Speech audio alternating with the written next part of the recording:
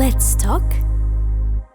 আর এই যে তুমি বললে যে লতাজির গান হতো, তুমি চুপচাপ বসে শুনতে, তখন তো নিশ্চয়ই কল্পনাও করতে পারোনি পরবর্তীকালে যার গান শুনে বড় হয়েছো বা যাকে আইডলাইজ করেছো হয়তো কোনো সময়, তার সাথে সামনাসামনি সাক্ষাৎ হবে বা এত স্টলওয়ার্ডসদের সাথে কাজ করবে এবং নিজে তুমি স্টলওয়ার্ড একটা। না রে,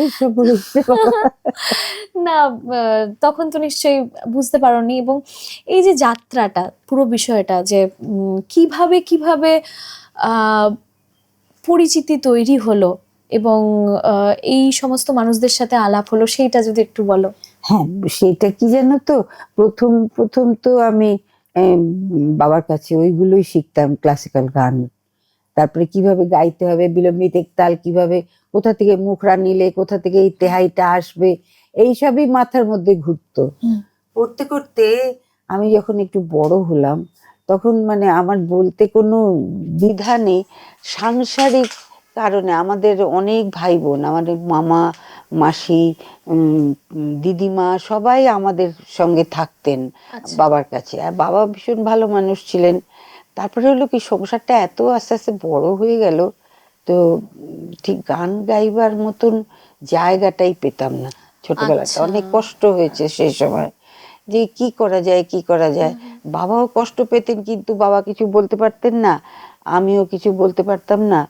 তারপরে এর মধ্যে ধরো স্কুলটা শেষ হয়েছে, কলেজ যাব এরকম সময় আমি হঠাৎ ডিসাইড করলাম, এগুলো উপর থেকেই বোধহয় নির্দেশ আসে আমার মনে হয়। হঠাৎ ডিসাইড করলাম, না আমি আর থাকবো না এখানে, এখানে থাকলে আমার গান হবে না। এই বাটনা বাট্ট রান্না করো, কে খায়নি দেখো, এইসব আমার আর ভালো লাগতে আরম্ভ করলো না। তখন আমি বাবাকে বললাম, আর বাবার সঙ্গে আমার ভীষণ ভাব ছিল, বন্ধুর মতন। বাবাকে বললাম, বাবা আমি চলে যাবো, এখানে থাকবো না, এখানে থাকলে আমার গান হবে না।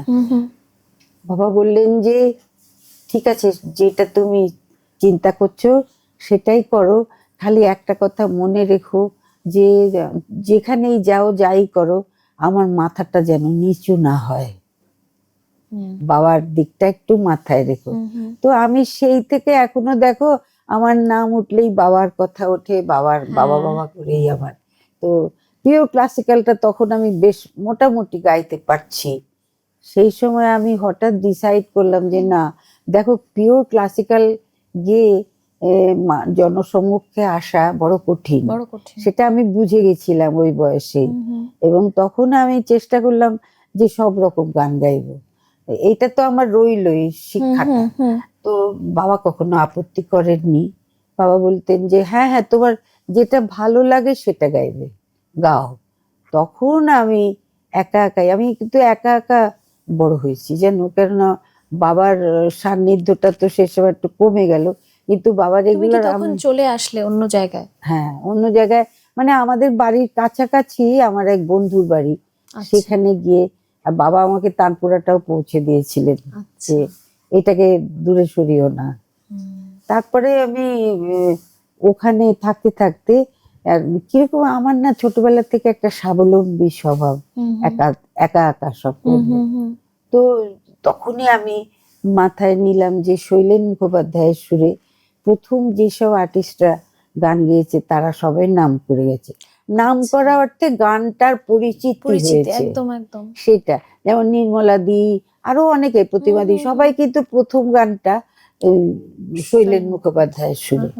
তো একদিন সাহস করে চলে গেলাম, বুঝলে, গিয়ে বললাম যে না আমি এরকম বাংলা গান। আবার বাবাকে সবাই চিনতেন এরা, বললেন যে না তুমি হরিহরদার মেয়ে, তুমি তো ভালো গাইবেই। তো আমাকে বললেন একটা গান গাও। আমি একটা ভজন গেয়েছি, কাহা চুপে গান শ্যাম। তো শুনলেন, শুনে বললেন খুব ভালো, তুমি হরিহরদার মেয়ে, তুমি তো ভালো গাইবে, তুমি যে বাংলা গান রেকর্ড করতে চাইছো, তুমি একটা বাংলা গান গাইতে পারবে? আমি হ্যাঁ। তো বলে কোন সে আলোর স্বপ্ন নিয়ে গাইতে পারবে? আমি সঙ্গে সঙ্গে গেয়ে দিলাম গানটা। আর তারপরে শুনে উনি বললেন হ্যাঁ ঠিক আছে, তোমার আমি বাংলা গান রেকর্ড করবার ব্যবস্থা করে দেবো। এই হিন্দুস্তান রেকর্ড কোম্পানিতে গিয়ে শৈলেন্দা কথা বলে টলে তারপরে আমার গান রেকর্ড হলো। এই তো কান্না নয় আমার, সেই গান এখনো লোকেশন 1972 গাওয়া। তোর তো কথা বল না। না বলো, একটু শোনাও না তোমার প্রথম জীবনের প্রথম গান। আর একটা কথা এই প্রসঙ্গে বলে রাখি, দেখো তখনকার দিনে কি ছিল জানো, যে হিন্দি গান গাইবে না, হিন্দি গান শুনবে না, এরকম একটা ছিল না, সবাই বলতো হ্যাঁ। হ্যাঁ ও হিন্দি গান গাইছে। আরে হিন্দি গানের মধ্যে যে কত কিছু আছে আমি কিন্তু ওই বয়সে খুব ভালো করে উপলব্ধি করতে পেরেছিলাম। সেটা দেখো, যে এ তো কান্না নয় গানটা যখন রেকর্ড হচ্ছে, এ তো কান্না নয় আমার, এ যে চোখের জলের মুক্তহার, আমার পড়তে ভালো লাগে বধূ তোমারই পথ চেয়ে, এই গান গাইলাম।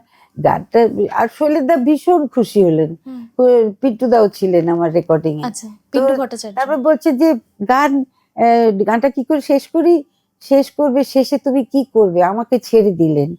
তখন আমার বলতে একটু দ্বিধা নেই, তো আমি তখন হিন্দি গান প্রচুর শুনি, বুঝলে। ওই যে একটা গান ছিল না, বাবুল প্যারে, এইটা আমার মাথায় এলো, এ তো কান্না নয় আমার, এইভাবে শেষ করলাম। শুনলেন দাদা, এত খুশি হলেন। আমি পরে পিন্টুদাকে কানে কানে বললাম, আমার যে বাবুল পেয়ারাটা মনে এসে গেল। সেই জন্য বলি যে তখনকার দিনে একটা ছিল না, হিন্দি গান গাইবে না, হিন্দি গান শুনবে না, এই নষ্ট হয়ে গেল। কিন্তু ওই সব গান শোনার যে কত উপকারিতা আমি মর্মে মর্মে উপলব্ধি করেছি। Let's talk.